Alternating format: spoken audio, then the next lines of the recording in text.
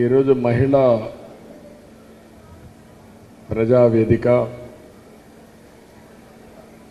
ప్రజావేదికకి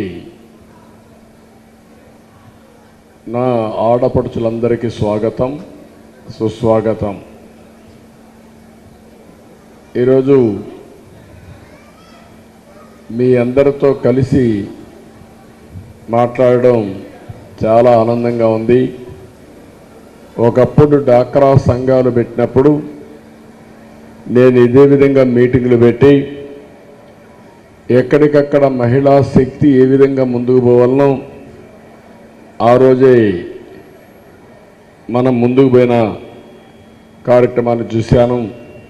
అది చూసిన తర్వాత ఇటీవల మళ్ళీ ప్రజావేదిక కార్యక్రమంలో కానీ ఒక ప్రత్యేకమైన కార్యక్రమం ఈరోజు మనం తీసుకున్నాం. మహాశక్తి కార్యక్రమం. ఆ కార్యక్రమంలో మీ అందరినీ కలవడం చాలా సంతోషంగా ఉంది. ఈరోజు ఒక్కసారి మీరు మాట్లాడే మునుపు, మీరు అడిగే క్వశ్చన్స్ కానీ మీరు మాట్లాడే మునుపు, ఆడబిడ్డలకు అన్ని విధాలా పైకి తీసుకొచ్చిన పార్టీ తెలుగుదేశం పార్టీ. చరిత్ర కూడా ఒకసారి పోతే భవిష్యత్తుకి ఏ విధంగా ముందుకు పోవాలనో మనం ఆలోచించే అవకాశం వస్తుంది. మీరందరూ ఒకసారి చూస్తే మొట్టమొదటిసారిగా ఆడబిడ్డలు కూడా చదువుకోవాలి, మగవారితో సమానంగా రాణించాలని ఎన్టీ రామారావు గారు మహిళా యూనివర్సిటీ తిరుపతిలో ప్రారంభించారు. అదే కాకుండా 86లో మహిళలకు కూడా ఆస్తిలో సమాన హక్కు తీసుకొచ్చాడు. తండ్రిదండ్రుల యొక్క సంపాదనలో మగపిల్లలే కాదు, ఆ ఆస్తిలో సమాన హక్కు ఆడపిల్లలకు కూడా ఇవ్వాలని ఆస్తిలో సమాన హక్కులు చట్టం ద్వారా తీసుకొచ్చిన వ్యక్తి ఎన్టీ రామారావు గారు. అది అయిన తర్వాత స్థానిక సంస్థలు, అప్పటికి రాజకీయాల్లో మహిళలకు ప్రాధాన్యత లేదు. స్థానిక సంస్థల్లో 9% రిజర్వేషన్ తీసుకొస్తే ఆ 9% 33% పెంచాం. ఈరోజు కూడా తెలుగుదేశం పార్టీ చాలా స్పష్టంగా డిమాండ్ చేస్తున్నాం. పార్లమెంట్లో కూడా చట్టసభల్లో మహిళలకు 33% సీట్లు ఇవ్వాలనేది నా కోరిక, నా డిమాండ్. తప్పకుండా ఇది సాధించే వరకు ఆడబిడ్డలకు అండగా నేను ఉంటానని చెప్పి మరొక్కసారి మీ అందరికీ తెలియజేస్తున్నా. దీన్ని కాలక్రమేణా అనేక కార్యక్రమాల ద్వారా బలోపేతం చేశాం. ఉదాహరణ మీరు చూస్తే ఒకప్పుడు స్కూల్స్ లేకపోతే 3 కిలోమీటర్లకు ఎప్పుడు కూడా ఆడబిడ్డలు ఇంటికి దూరంగా పోవాలంటే భయపడతారు చదువు కోసం. అందుకే ప్రతి ఒక్క కిలోమీటర్కి ఎలిమెంటరీ స్కూల్ పెట్టి, 3 కిలోమీటర్లకు అప్పర్ ప్రైమరీ స్కూల్ పెట్టి, 5 కిలోమీటర్లకు హై స్కూల్ పెట్టి, మండలానికి ఒక జూనియర్ కాలేజ్, రెవెన్యూ డివిజన్కి ఒక ఇంజనీరింగ్ కాలేజ్ పెట్టి, జిల్లాకు ఒక మెడికల్ కాలేజ్ కూడా పెట్టాం. దాని ముఖ్యమైన ఉద్దేశం ఆడబిడ్డలు కూడా చదువుకోవాలి, చదువు అందుబాటులో ఉండాలని.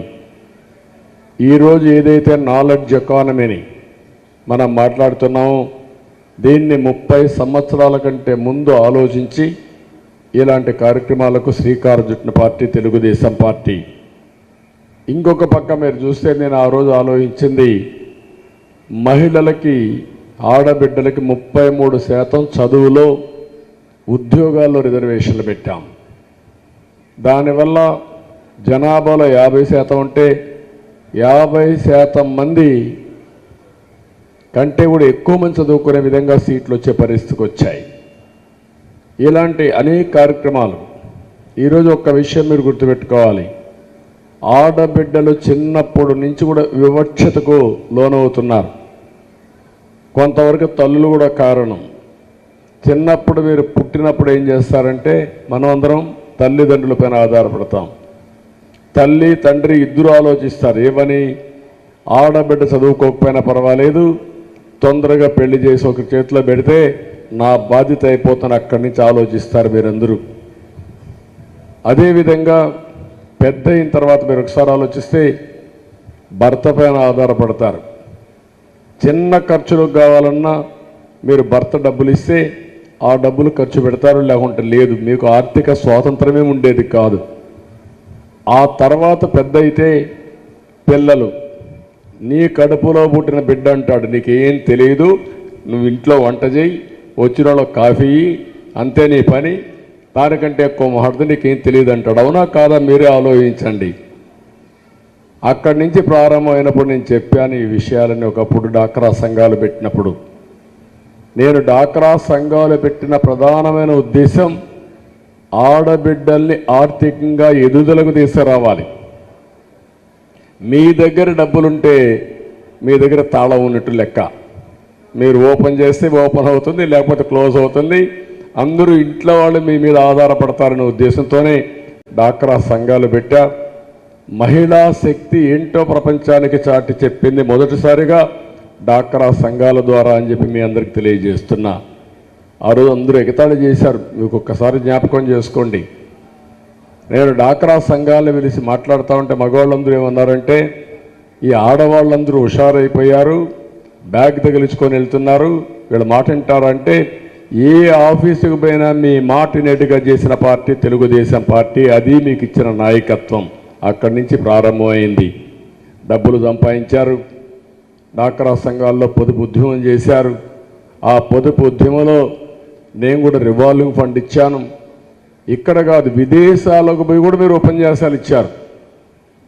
మామూలు తెలుగు భాష నేర్చుకుని నాయకత్వ లక్ష్యాలు పెంచుకొని ఎవరైతే హిందీలో మాట్లాడే వాళ్ళకు కూడా మీరు పోయేసి ట్రాన్స్లేటర్ని పెట్టుకొని ఉపన్యాసాలు ఇచ్చారంటే అది ఆ రోజుండే విశిష్టత. ఇంకొక పక్క మీరు ఆలోచిస్తే నేను చదువుకోమన్నాను, ఆడబిడ్డలు చదివించమన్నాను. దీనివల్ల వివక్షత పోయింది, ఆడపిల్లలకు కూడా గౌరవం పెరిగింది.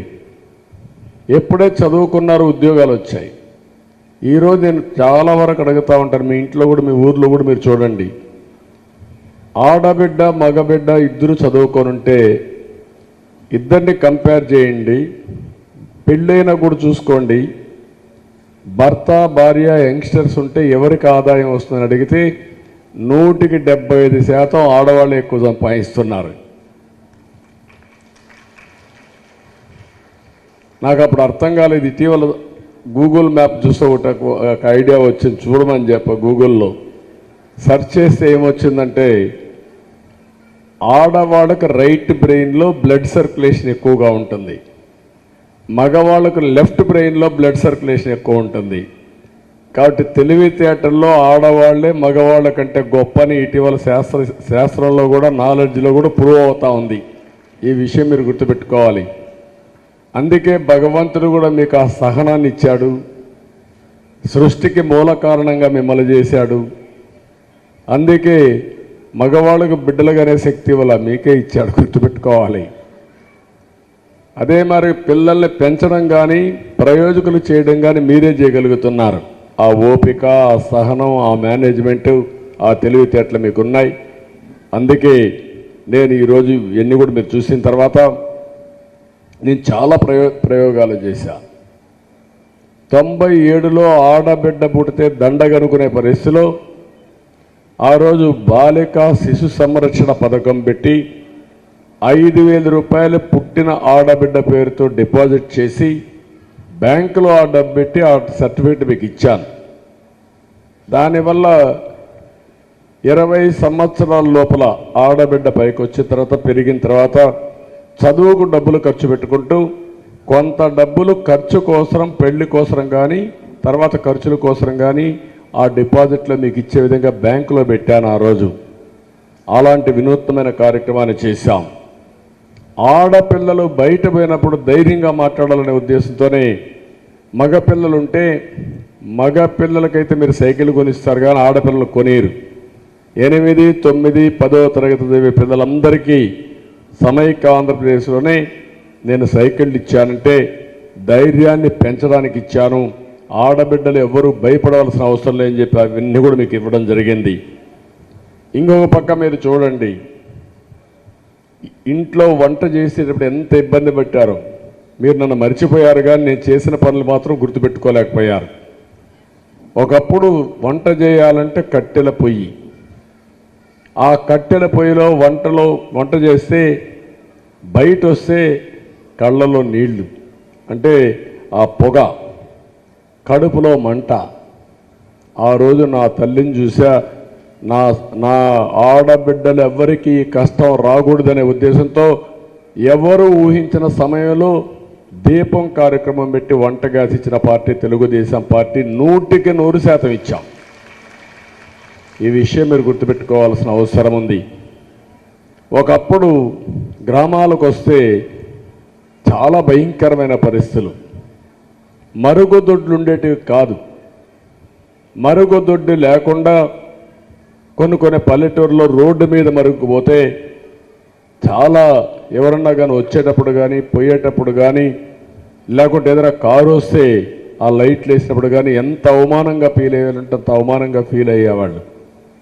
అలాంటిది తెల్లవారితో మరుగుదొడ్డు పోతే సాయంత్రమే మళ్ళీ బయట పోవాలంటే అప్పుడు నేను ఆలోచించి ఆత్మ గౌరవం కింద ప్రతి ఒక్క మరుగుదొడ్డి కట్టించిన పార్టీ తెలుగుదేశం పార్టీ. మీ గౌరవాన్ని పెంచిన పార్టీ తెలుగుదేశం పార్టీ.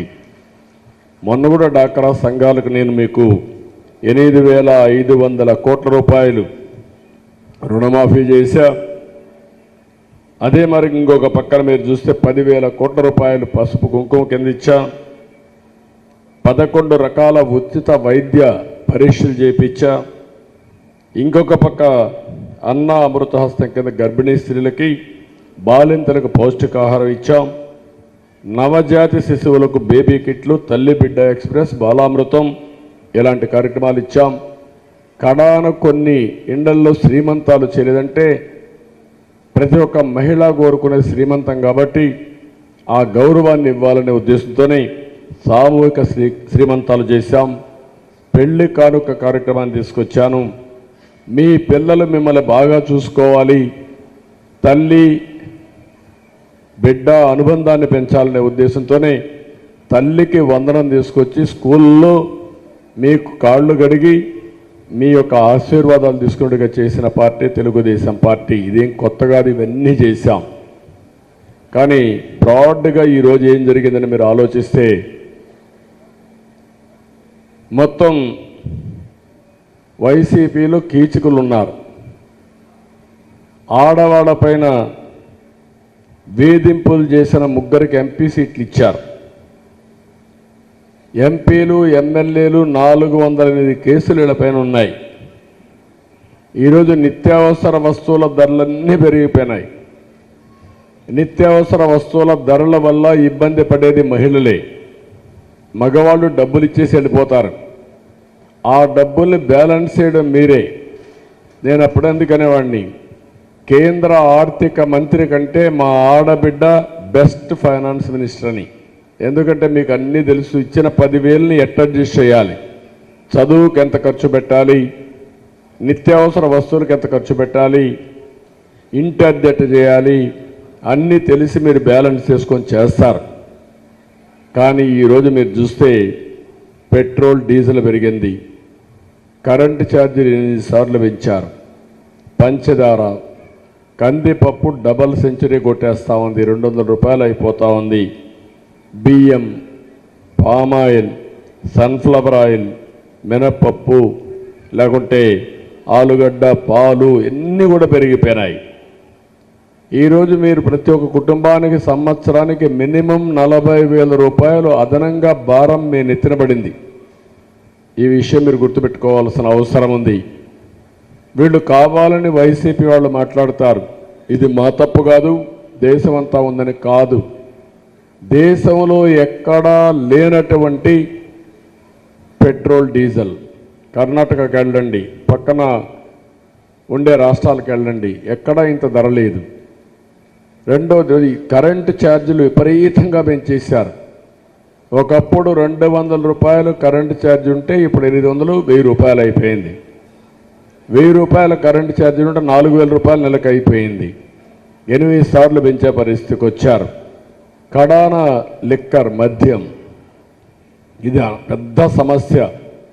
ఈ ముఖ్యమంత్రి మాట్లాడాడు, నేను మళ్ళీ మద్య నిషేధం చేసిన తర్వాత, మద్యపాన నిషేధం చేసిన తర్వాత మీ ఓటు అడగతా, లేకపోతే మీ దగ్గరికి రానని చెప్పి ఈరోజు మీరు చూస్తే మద్యపాన నిషేధం చేయకపోతే పోయాడు, కానీ రేట్లు విపరీతంగా పెంచాడు. 60 రూపాయలు 200 రూపాయలు చేశాడు.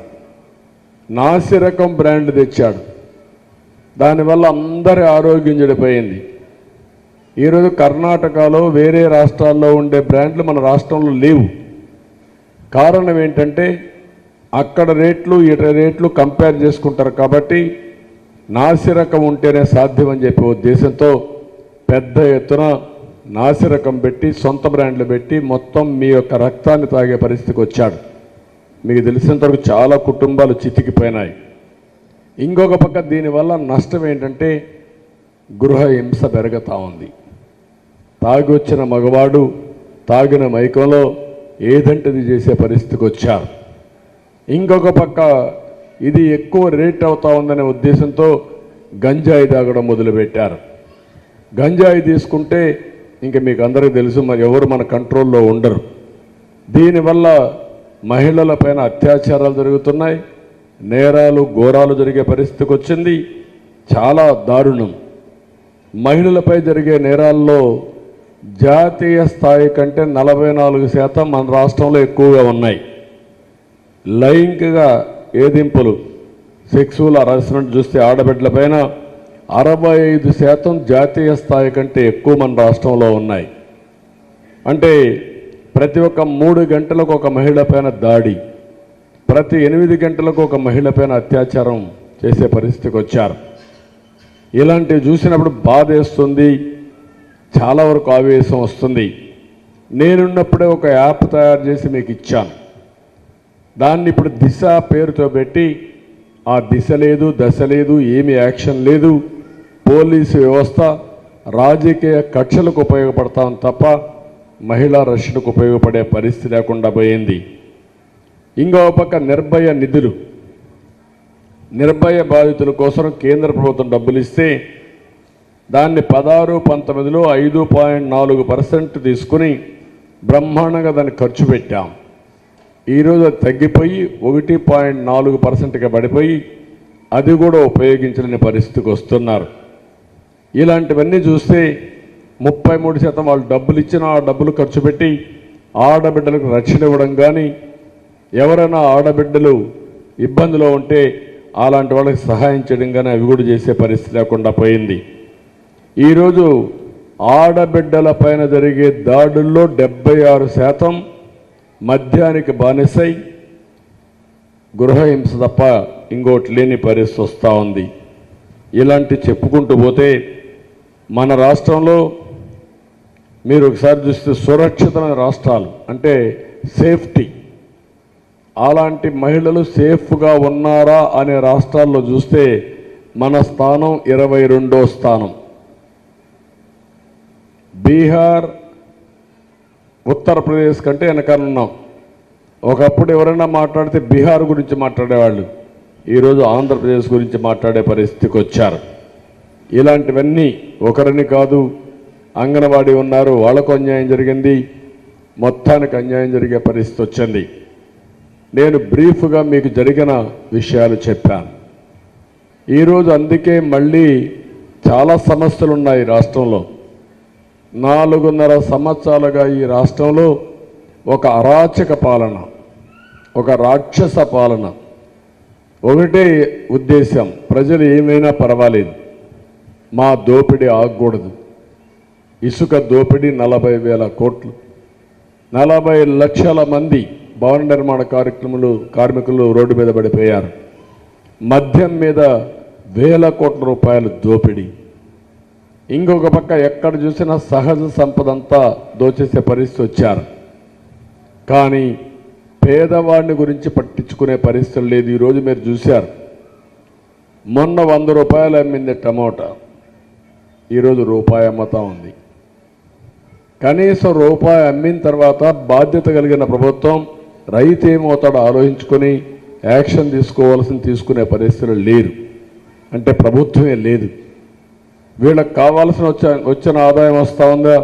సాయంత్రం అయితే నాకు ఇసుకలో ఎంత వచ్చింది, లిక్కర్లో ఎంత వచ్చింది, నా ఖజానా నిండిందా లేదని చూసుకుంటున్నారు తప్ప పేద ప్రజలను చూసుకునే పరిస్థితులు లేరని చెప్పి కూడా నేను మీకు తెలియజేస్తున్నా. అందుకే నేను ఈరోజు మీకు గుర్తుపెట్టుకోవాల్సి 10 లక్షల కోట్ల రూపాయలు మన పేరు పెట్టి అప్పు తీసుకొచ్చాడు. 10 లక్షల కోట్లు. 10 లక్షల కోట్లకు వడ్డీ 1,00,000 కోట్లు కట్టాల. వడ్డీ కట్టి మళ్ళా పనులు చేయాలి, జీతాలు ఇవ్వాలా. అంటే ఎక్కడికి పోతున్నా అర్థం కావడం లేదు. ప్రతిరోజు అప్పు చేయడం, దాన్ని మళ్ళా దుర్వినియోగం చేయడం, చేసేది అప్పు ప్రజల పేరుతో, ఎంజాయ్ చేసేది నాయకులు. అసమర్థత వల్ల మొత్తం నాశనమయ్యే పరిస్థితి. భవిష్యత్తులో మీరు గుర్తుపెట్టుకోవాలి, ఒక పాపం తీసుకొచ్చారు, ఆ పాప కూడా ఈ అప్పు తీర్చాల. ఈయన తీసుకొచ్చిన అప్పు 25 సంవత్సరాలు తాకట్టు పెట్టి తీసుకొచ్చారు. మీరు గుర్తుపెట్టి మద్యాన్ని తాకట్టు పెట్టి 25 సంవత్సరాలు మద్యంలో వచ్చే ఆదాయాన్ని మళ్ళా అప్పు కడతామని 14,000 కోట్లు తీసుకొచ్చారు. ఇంత దుర్మార్గుడు నేను ఎక్కడ చూడలేదు. బాధ్యత లేని వ్యక్తులు వీళ్ళంతా. అయినా కూడా నేను ఒకటే చెప్పా, మంచి సమయం. ఈ సమయంలో అభివృద్ధి బాగా చేసుకునే అవకాశం ఉంటుంది. మళ్ళీ ఒక గ్యారంటీ ఇవ్వాలనే ఉద్దేశంతో నేను ఒక గ్యారంటీ కూడా ఇచ్చాను. బాబు షూరిటీ, భవిష్యత్తుకు గ్యారంటీ అనే ఒక కార్యక్రమాన్ని తీసుకొచ్చాను. ఇందులో ఒక మహాశక్తి మీకోసం పెట్టా. ఎంతమంది పిల్లలున్నా ఆ తల్లికి 15,000 రూపాయలు చొప్పున తల్లికి వందనం కింద డబ్బులు ఇస్తానని చెప్పా. ఏమి ఆంక్షలు ఉండవు. ఎంతమంది పిల్లలుంటే అందరికి ఇచ్చే బాధ్యత నాదని మీ అందరికీ తెలియజేస్తున్నా. ఇది కాకుండా రెండోది ఆడబిడ్డ నిధి. నెలకు 1,500 రూపాయలు మీ అకౌంట్లో వేస్తాను. సంవత్సరానికి 18,000 వస్తుంది. ఈ 18,000 ఉపయోగించుకొని మీరు తెలివైన వాళ్ళైతే దీన్ని 1,80,000 సంపాదించుకునే మార్గానికి కూడా నేను శ్రీకారం చుడతాను. మీరు చిన్న చిన్న వ్యాపారాలు చేసుకుంటారంటే వ్యాపారాలు కానీ ఏం చేయాలో చేపిస్తూ మీకు ఆ తెలివితేటలు. ఇప్పుడు అందరి దగ్గర సెల్ ఫోన్లు ఉన్నాయి. అందరి దగ్గర సెల్ ఫోన్లు. భర్తకు ఉన్నాయి, భార్యకు ఉంది, పిల్లలకు ఉన్నాయి, అత్తమామలకు ఉంది, తల్లిదండ్రులకు ఉన్నాయి, అందరికీ సెల్ ఫోన్లు ఉన్నాయి. ఇప్పుడు మీరు ఒక ఎంటర్టైన్మెంట్కే చూస్తున్నారు. నేను ఆలోచించేది ఈ సెల్ ఫోన్ కూడా తీసుకొచ్చింది నేనే 25 ఏళ్ల మునుపు ఆలోచించి సెల్ ఫోన్ రావాలని డీరెగ్యులేషన్ బిల్లు తీసుకొచ్చి అప్పుడు నేనే రికమెండేషన్ ఇచ్చి వాజ్పేయి గారికి చెప్పి చేయించాను. ఈరోజు ఈ సెల్ ఫోన్ ద్వారా అందరూ మాట్లాడుతున్నారు. భవిష్యత్తులో నేను ఆలోచించేది మీ జీవితాల్లో కష్టాలు తీర్చే విధంగా, సంపద సృష్టించే విధానం మీకు నేర్పించే విధానానికి నేను శ్రీకారం చుడతానని చెప్పి కూడా నేను మీకు తెలియజేస్తున్నా. ఇది చేస్తాం, ఇది సాధ్యం. చిన్నపిల్లలు నేర్చుకున్నారు. ఒకప్పుడు చిన్నపిల్లలే చేయగలుగుతారు స్కూల్లో అనుకుంటే, నేను ఆ రోజు డాక్రా సంఘాలకు చదువు నేర్పించి మీ భర్తలకు కూడా చదువు నేర్పించారు. ఆ విషయం మీరు గుర్తుపెట్టుకోవాలి. నేర్చుకోవడం అనేది అనునిత్యం నేర్చుకోవాలి. వయసుకు సంబంధం లేదు. జీవితమే నేర్చుకోవడం, లైఫ్ లాంగ్ లెర్నింగ్. ఎవరైతే జీవితకాలం అంతా నేర్చుకుంటారో కొత్త విషయాల్ని, అలాంటి వాళ్ళే ముందుకు పోతారు. కాదు చేదస్తం పెట్టుకొని నేనేదో మా తాత బురదలోనే ఉన్నాడు, నేను బురదలోనే ఉంటా, లేకుంటే ఏదో మట్టి పనే చేశాడు, నేను మట్టి పనే చేస్తానంటే మట్టి పని చేయడానికి ట్రాక్టర్లు వచ్చేసాయి, బురద పని చేయడానికి వేరే వేరే వచ్చేసాయి. ఇంక మనం చేయాల్సిన పని లేదు. అలాంటి జీవితానికి శ్రీకారం చుడతానని చెప్పి కూడా నేను మీకు తెలియజేసుకుంటున్నా. మూడోది 3 గ్యాస్ సిలిండర్లు. నేనే ఆ రోజు దీపం పెట్టా. ఈరోజు కట్టెపొయ్యలు మళ్ళా వస్తున్నాయి. కట్టెపొయ్యలు అవసరంలా, 3 కాకపోతే అవసరమైతే 4 గ్యాస్ సిలిండర్లు ఇచ్చి మా ఆడబిడ్డలను ఆదుకుంటా జల్సాగా ఖర్చులకు బాధ లేకుండా చేసే బాధ్యత నాది.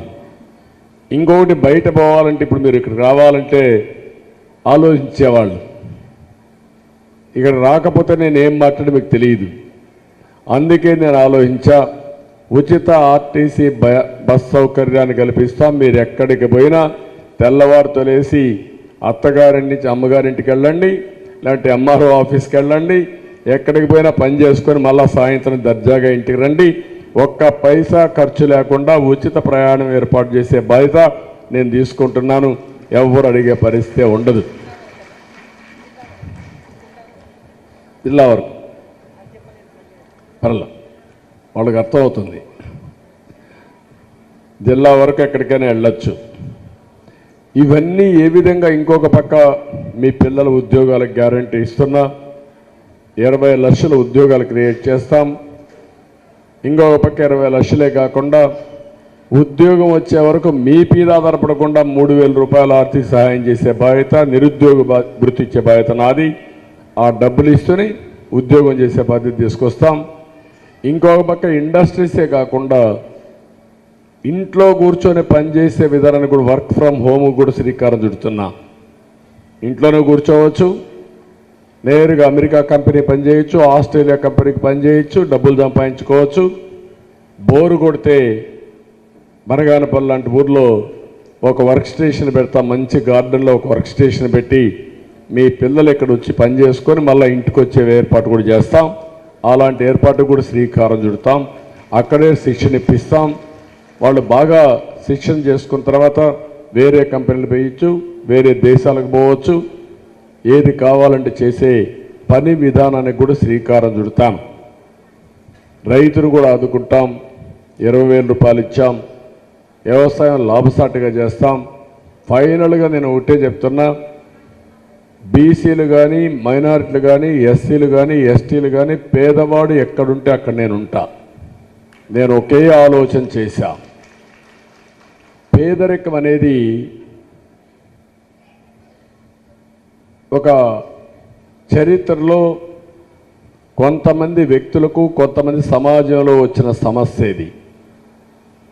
కొన్ని దేశాలు ఆర్థిక సంస్కరణలు చేపట్టి, ఒకప్పుడు మనకు కూడా మీరు చూస్తే ఇంకా పేదరికం ఉండేది. రోడ్లు ఉండేటి కాదు, కరెంట్ వచ్చేది కాదు, చాలా సమస్యలు ఉండేటివి. ఒకటి ఓవర్కమ్ అవుతా వచ్చాం. దీనికే మీరు ఆడవాళ్ళు ఉన్నారు కాబట్టి మీకు చెప్తున్నా, ఆ రోజు మేమందరం ఆలోచించినప్పుడు ఆర్థిక సంస్కరణలు 91లో వచ్చాయి. ఆర్థిక సంస్కరణలు అంటే సమర్థత పెంచడానికి, ప్రైవేట్ ఇన్వెస్ట్మెంట్ తేవడానికి, అంటే ప్రభుత్వం ప్రైవేట్ భాగస్వామ్యంతో సంపద సృష్టించి వచ్చిన సంపద పేదవాళ్ళకి తీసుకుపోయే కార్యక్రమం. కానీ ఈ కార్యక్రమంలో జరిగింది ఏంటంటే, పేదవాళ్ళు నిరుపేదలుగానే ఉన్నారు, కోటీశ్వరులు అవుతున్నారు. అంటే ధనికులు ఎక్కువ అవుతున్నారు, పేదవాళ్ళు మాత్రం బాగుపడడం లేదు. అందుకే ఇప్పుడు నేను కొత్త కార్యక్రమానికి శ్రీకారం చుట్టాను. ప్రజలు, ప్రభుత్వం, ప్రైవేట్ భాగస్వామ్యం, పేదవాళ్ళందరినీ భాగస్వాములుగా చేసుకొని ప్రభుత్వం ఫోకస్ చేసి ఒక పాలసీ తీసుకొచ్చి తద్వారా పేదవాడిని ఆర్థికంగా పైకి తేవడానికి ఫేజ్ 1 పేదల్ని పేదరికం నుంచి పైకి తేవడం. రెండో ఫేజ్ 2 పేదవాళ్ళని ధనికులు చేయడం. పుట్టుకతో అందరం పేదవాళ్ళుగానే పుడతాం, మామూలు వ్యక్తులుగా పుడతాం. బాగా చదివించిన కుటుంబాలు ఆటోమేటిక్గా ఆకాశానికి వెళ్తున్నాయి. అక్కడి తెలివి వస్తూ ఉంది. తర్వాత జనరేషన్స్ మారిపోతున్నాయి. అందుకే నేను ఆలోచించేది, ప్రతి ఒక్క పేద కుటుంబానికి ఒక విజన్ ఇస్తా. మీరు గుర్తుపెట్టుకోండి, ప్రజలే నా ఆస్తి, డబ్బులు కాదు, భూమి కాదు. ఈ ప్రజల్ని ఆస్తిగా ఆలోచించి మీ ద్వారా సంపద ఎట్లా సృష్టించాలో సృష్టించి తద్వారా పేదరిక నిర్మూలన, పేదవాళ్ళని ధనికులు చేసే కార్యక్రమానికి శ్రీకారం చుడతా. ఇది సాధ్యం, అది చేసి చూపిస్తామని చెప్పి కూడా నేను మీకు తెలియజేస్తున్నా. ఎందుకంటే మీ అందరి దగ్గర సెల్ ఫోన్లు ఉన్నాయి. ప్రతి ఒక్క కుటుంబంలో 5 మంది ఉంటే మీ ఇంట్లో ఒకరిద్దరిని 10వ తరగతి అబ్బాయిని బాగా శ్రద్ధ పెట్టి ఇంటర్మీడియట్, ఇంజనీరింగ్ చదివిస్తే ఆటోమేటిక్గా 10 ఏళ్లలో ఆ కుటుంబం సెటిల్ అయిపోతుంది. మీరు కొన్ని పనులు చేస్తూ ఉంటారు. ఈ పని ఇట్ట కాదు, ఇట్ట చేస్తే ఎక్కువ ఆదాయం వస్తుందంటే ఆ నాలెడ్జ్ మీకు ఇస్తాం. దానివల్ల ఇప్పుడు సంపాదించే దానికంటే 2 3 ఎక్కువ సంపాదించే పరిస్థితి వస్తుంది. ఇలాంటి అనేకమైన ఆలోచనలు ఉన్నాయి నాకు. నేను ఒకటే చెప్తున్నా, గుర్తుపెట్టుకోండి. ఒకప్పుడు ఎడ్ల బండిలో తిరిగేవాళ్ళం, ఎద్దులతో మడకలు కట్టి వ్యవసాయం చేసేవాళ్ళం. ఈరోజు ఏ స్టేజ్కి వచ్చామంటే ఎలక్ట్రికల్ కార్లు వచ్చాయి, డ్రైవర్లెస్ కార్లు వచ్చాయి. కారులో కూర్చొని కరెంటు కూడా దానికి ఫ్యూయల్ కూడా అవసరం లేదు. ఛార్జ్ చేసిన తర్వాత కారులో కూర్చొని ప్రోగ్రామ్ ఇచ్చేస్తే మీ ఏ ఇంటికి పోవాలంటే ఆ ఇంటికి పోయే రోజులు వచ్చాయంటే అది ఈరోజు జరిగేది. ఇంకొక విషయం కూడా గుర్తుపెట్టుకోవాలి. ఒకప్పుడు కరెంట్ అంటే ఎక్కడ తయారు చేస్తారు మీకు తెలిసేది కాదు. మీ పొలంలో కరెంట్ చేసుకోవచ్చు. సోలార్ వచ్చేసింది. మీ పొలంలో మోటార్కి పెట్టి నీళ్లు తోడుకోవచ్చు. అక్కడి నుంచి కరెంటు వైరుకి తగిలిస్తే మామూలు పుండే వైర్లకి ఇస్తే మీ ఇంట్లో ఏసీ వేసి కూర్చోవచ్చు. మీరు గుర్తుపెట్టుకోవాలి. అంటే సోలార్ అనేది ప్రతి ఒక్కడు వెంట మనకు బాగా ఉంది, భూములు ఉన్నాయి, మన ఇంటి పైన కూడా పెట్టుకొని మనం ఇంట్లో కరెంట్ ఉత్పత్తి చేసుకునే రోజులు వచ్చేసాయి. ఒక్కొక్కసారి కార్ షెడ్, ఒక షెడ్ పెట్టి పైన సోలార్ ప్యానెల్స్ పెడితే అది దానికి షెల్టర్గా ఉంటుంది. కిందన కార్లు కనెక్ట్ ఛార్జ్ చేసుకుంటూ ఉండొచ్చు. ఎప్పుడు కావాలంటే అయిపోయినాక మళ్ళీ మనం బయలుదేరిపోవచ్చు. ఇలాంటి రోజులు వచ్చాయి. అది కూడా కరెంట్ ఛార్జీలు ₹1.99 ₹2 వచ్చేస్తూ ఉంది. కానీ దుర్మార్గుడు పెంచాడుగా. నేను కానీ ఉంటే కరెంటు ఛార్జీలు పెరుగుండవు, కరెంటు ఛార్జీలు తగ్గించేవాడిని. ఆ మాట నేను 14లో చెప్పాను. ఇంకా చాలా విషయాలు ఉన్నాయి మనం మాట్లాడుకోవాల్సినవి. నేను మీ దగ్గర నుంచి వినాలనుకుంటున్నా. కాబట్టి నేను నాకున్న ఆలోచన మీతో బాగా పంచుకున్నాను. భవిష్యత్తులో కరెంటు ఛార్జీలు పెరగవు. ఎట్లా పెరగవు అనే దానికి ఒక ఉదాహరణ మీకు చెప్తున్నా. సోలార్ కరెంట్ తీసుకొస్తాను, ఎండతో కరెంట్ వస్తుంది. 2 విండ్ ఎనర్జీ, గాలితో కరెంటు తీసుకుంటాం. ఇక్కడనే మీరు చూశారు, నేను ఆ రోజుట్లోనే 1000 మెగావాట్లు కరెంటు సోలార్ కరెంటు పెద్ద పార్క్ ఇక్కడే పెట్టాం. 3వది పంప్డ్ ఎనర్జీ అని నీళ్లు పైన పెట్టి అక్కడి నుంచి కిందికి వదిలిపెడితే హైడ్రో ఎనర్జీ వస్తుంది. మళ్ళా ఈ నీళ్ళే పైకి తోడితే మళ్ళా అక్కడ నీళ్లు ఉంటాయి, కొద్దిగా ఎవాపరేషన్తో నష్టం వస్తుంది. కానీ దీనివల్ల 80% కరెంట్ ఎక్కువ ఉత్పత్తి అవుతుంది. అంటే 20% నీళ్లు పైకి తీసేపటికి ఉపయోగించిన 80% కరెంట్ ఉత్పత్తి అవుతుంది. ఎండుంటే సోలార్ వస్తుంది, సాయంత్రం పూట విండ్ వస్తుంది, గాలి బాగున్నప్పుడు. ఈ 2 లేనప్పుడు పంప్డ్ ఎనర్జీ వస్తుంది. ఈ 3 బ్యాలెన్స్ చేస్తే 24 గంటల కరెంట్ ఇచ్చే అవకాశం వస్తుంది. అలాంటివి వినూత్నమైన మార్గాలు నేను ఆలోచిస్తున్నా. తప్పకుండా ఇవి సాధ్యం. కరెంటు ఛార్జీలు తగ్గితే మీ భవిష్యత్తు మీరు ఆలోచించుకోవాలి. ఈరోజు మీరు ఒక్కొక్క కుటుంబం ₹1000 నెలకు గడుతున్నారంటే అదే ₹200-250 మీకు వచ్చే పరిస్థితి వస్తుందంటే మీకు ఎంత వెసులుబాటు వస్తుందో మీరు గుర్తుపెట్టుకోండి.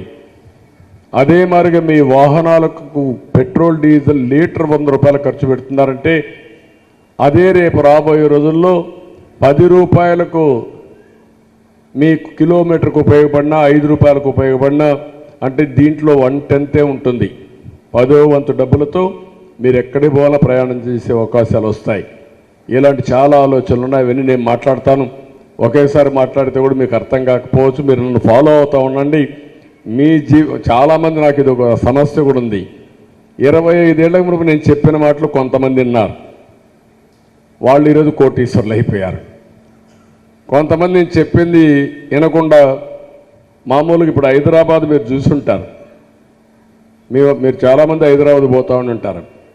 95 కంటే ముందు హైదరాబాద్ ఏంటి, ఈరోజు హైదరాబాద్ ఏంటి మీరు ఆలోచించండి. అది తెలుగుదేశం పార్టీ సాధించిన విజయం.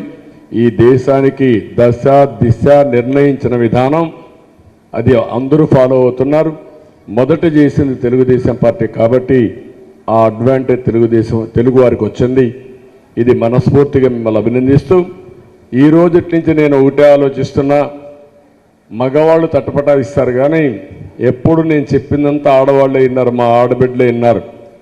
మీ ఇల్లు మార్చే శక్తి మీకుంది. ఆ మార్చే బీగం కూడా మీకే ఇస్తున్నా, నాయకత్వాన్ని మీకే ఇస్తున్నా. మీ ద్వారా మీ కుటుంబాన్ని పైకి తేవాలనేది నా ఆలోచన.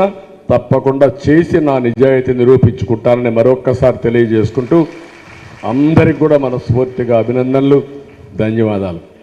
మీరు ఒక ఇన్స్పైరింగ్ టైం రాబోయే రోజుల్లో ఒక మంచి సమయాన్ని చూడబోతున్నారు, మంచి భవిష్యత్తుని చూడబోతున్నారని చెప్పి నేను మీకు తెలియజేస్తూ, ఇప్పుడు మీరు క్వశ్చన్స్ అడగాలంటే ఒక అర్ధగంట మనం క్వశ్చన్ అండ్ ఆన్సర్స్కి వెళ్దాం. నేను చెప్పింది మీకు అర్థమై ఉంటే. సార్ గుడ్ మార్నింగ్ సార్, బాగున్నారా సార్? బాగున్నానమ్మా. ఇక్కడికి వచ్చేసిన షూరిటీ భవిష్యత్తు గ్యారెంటీ కార్యక్రమానికి వచ్చిన మీకు ప్రత్యేక ధన్యవాదాలు తెలియజేసుకుంటాను సార్. అదేవిధంగా ఇక్కడికి వచ్చేసిన అతిరథ మహారాజులందరికీ ప్రత్యేక ధన్యవాదాలు తెలియజేసుకుంటున్నాను సార్. అదేవిధంగా ఇక్కడికి వచ్చిన మహిళలందరికీ నా ప్రత్యేక అభినందనలు సార్. ఏమంటే నాకు జరిగిన నష్టం ఒకటే సార్, నేను గత ప్రభుత్వంలో మిడ్ డే మీల్స్ ఏజెన్సీగా పనిచేశాను సార్. నాకు ఎక్కడే కానీ హెడ్ మాస్టర్ గారి నుంచి కానీ, పిల్లల నుంచి కానీ, వాళ్ళ పేరెంట్స్ నుంచి కానీ, ఎంఈఓ గారి నుంచి కానీ ఎటువంటి నాకు బాగా చేయలేదనేది లేదు సార్. కాకపోతే ఈ వైఎస్ఆర్ ప్రభుత్వం వచ్చిన తర్వాత నాకు చెప్పా పెట్టకుండా అసలు సడన్గా ఎంఈఓ గారు వచ్చి నేను చేసిన మధ్యాహ్నం టైంలో మీల్స్ టైంలో వచ్చారు సార్. పిల్లల్ని అడిగారు, ఏం చేశావమ్మా అంటే గోంగూర పప్పు అని చెప్పారు. ఆకుకూర సరిగ్గా లేదండి కూడా మీకు తెలీదా గోంగూర అన్నారు సార్. అయినప్పటికీ కూడా నా దగ్గరకు వచ్చి ఏమమ్మా నువ్వు ఈ విధంగా చేసినావు, నువ్వు చక్కగా చేయలేదనేది ఎలాంటిది లేదు సార్. నేను చేసే మీల్స్ ప్రతి ఒక్కసారి అక్కడ ఉన్న వాళ్ళందరూ తిన్నారు సార్, ప్రతి డైలీ తింటారు సార్. కర్నూలు నుంచి వచ్చిన సార్ కానీ ఎవరైనా చెక్ చేయడానికి అనుకోండి. బ్రీఫ్గా మాట్లాడు, అందరికి అవకాశం వస్తే బ్రీఫ్గా మాట్లాడు. ప్రతిసారి వాళ్ళు రోజు తిని చెక్ చేస్తున్నారు సార్. నా హెడ్ మాస్టర్ వాళ్ళ సారు ఎప్పుడూ కానీ నాకు ఏ రిమార్కు చేయలే, ప్రతి డైలీ చెక్ చేస్తారు సార్. అయినా కూడా నేను ఎటువంటి రిమార్క్ రాకుండా వాళ్ళు వచ్చి ఒక నాయకుడు వచ్చి వీళ్ళు సరిగ్గా చేయలేదు అన్నప్పుడే మేడం గారు కూడా చూసి ఏంటి ఆ విధంగా చెప్పారా అని ఆలోచించారు సార్. కాకపోతే నేనేం బాధపడలేదు సార్, ఎందుకంటే నాకు హెడ్ మాస్టర్ సార్ బాగా చేయలేదని చెప్పినప్పుడే నేను బాధపడాలి. నేను పార్టీ పరంగా బయటకు వచ్చినాను కాబట్టి నేనే తప్పు చేయలేదని నేను అనుకున్నాను సార్. కానీ నా ఫ్యామిలీ ఇలా చిన్న అది మిడ్ డే మీల్స్ అంటే ఏం చాలా అంత ఉద్యోగం ఏం కాదు సార్. అది నేను 2 నెలలకు ఒకసారి వచ్చిన పెట్టుబడితో కూడిన పని సార్. అది నా కుటుంబంలో ఎన్ని విషయాలు వచ్చినా 200 మంది పిల్లలకి నేను ప్రతి డైలీ మార్నింగ్ 8కి పోతే 12:30కి ఇంటికి వచ్చేదాన్ని సార్. ఆ కార్యక్రమం కూడా వాళ్ళు అర్థం చేసుకోకుండా వాటర్ లేకుంటే తెచ్చుకోవాలి, ప్రతిదీ నేను చేసుకునే టైంలో వాళ్ళు ఈ విధంగా తీసేయడం నాకు చాలా బాధాకరంగా ఉంది సార్. దానికి మీరు నాకు ఏ విధంగా హెల్ప్ చేస్తారని కోరుకుంటున్నాను సార్. ఓకే అమ్మా, ఇప్పుడు ఒక ఆడబిడ్డ కష్టం చెప్పింది. ఇలాంటివి రాష్ట్రంలో చాలా దుర్మార్గమైన కార్యక్రమాలు చేశారు. అణచివేసే ధోరణి, విధ్వంసం చేయడం, వినకపోతే దాడులు చేయడం, లేకపోతే వేరే రాజకీయ పార్టీలతో సంబంధం ఉంటే అలాంటి వాళ్ళ మీద కక్ష కట్టి పార్టీ నుంచి రమ్మని చెప్పి వేధింపులు చేయడం, ఇలాంటి చాలా చేశారు. నేను ఒకటే హామీ ఇస్తున్నా, ఎవరైతే ఇలాంటి ఆడబిడ్డలు కానీ ఇలాంటి వ్యక్తులు నష్టపోయారో వాళ్ళకు తప్పకుండా నేను అండగా ఉండడమే కాదు, వీళ్ళంతా తెలుగుదేశం పార్టీ కుటుంబ బాధితులు. రేపు రాబోయే రోజులు నా సొంత కుటుంబాన్ని ఎట్లా ఆదుకుంటానో ఆ విధంగా మిమ్మల్ని ఆదుకొని మళ్ళీ మీకు జరిగిన నష్టాన్ని భర్తీ చేయడమే కాకుండా మిమ్మల్ని బాగు చేసే బాధ్యత నేను తీసుకుంటానని చెప్పి ఆ ఆడబిడ్డకు హామీ ఇస్తున్నా. తప్పకుండా చేస్తానని చెప్పి కూడా మీకు విజ్ఞప్తి చేస్తున్నా. థ్యాంక్ యూ అమ్మా. నెక్స్ట్ అమ్మా.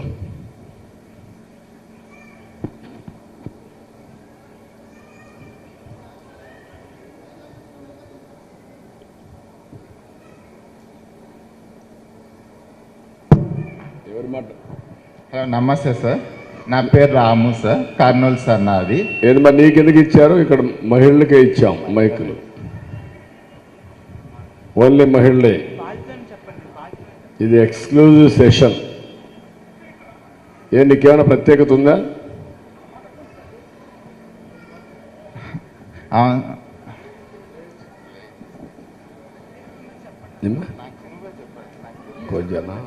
ఓకే, నాకు లోకేష్ సార్ సహాయం చేశారు సార్. చెప్పు. అందుకని నేను కర్నూలు నుంచి ఇక్కడికి వచ్చాను సార్, మీరు వచ్చారని. సార్ మాది అంగడి ఉండింది సార్, కూరగాయల షాప్ తీసేశారు. లోకేష్ సార్ మాకు అమౌంట్ పంపించారు. ఇప్పుడు నేను షాప్ పెట్టుకొని హ్యాపీగా ఉన్నాను సార్. థ్యాంక్ యూ అమ్మా, ధైర్యంగా ఉండు. Okay sir. మేము అండగా ఉంటాం. Okay sir. ఇప్పుడు లోకేష్ వచ్చిన తర్వాత అవన్నీ చేశారు. మీకు కూడా భవిష్యత్తులో ఎక్కడ ఇబ్బంది లేకుండా చేసే బాధ్యత తెలుగుదేశం పార్టీది. ఇప్పుడే చెప్పాను, ఇలాంటి అన్యాయం చేసింది ఇక్కడంతా కూడా మీకు అండగా ఉండి సొంత కుటుంబం వారికి చూసుకొని మీకు న్యాయం చేసే బాధ్యత, మళ్ళీ మీ జీవితాల్లో వెలుగు తీసుకొచ్చే బాధ్యత తెలుగుదేశం పార్టీ తీసుకుంటాం. Thank you sir. నమస్కారం. తర్వాత మాట్లాడమా. సార్ నమస్తే సార్, నా పేరు భాగ్యలక్ష్మి. నేను చంద్రన్న పెళ్లి కానుక కళ్యాణ మిత్రగా పనిచేసినాను సార్, మండలం వైజ్గా.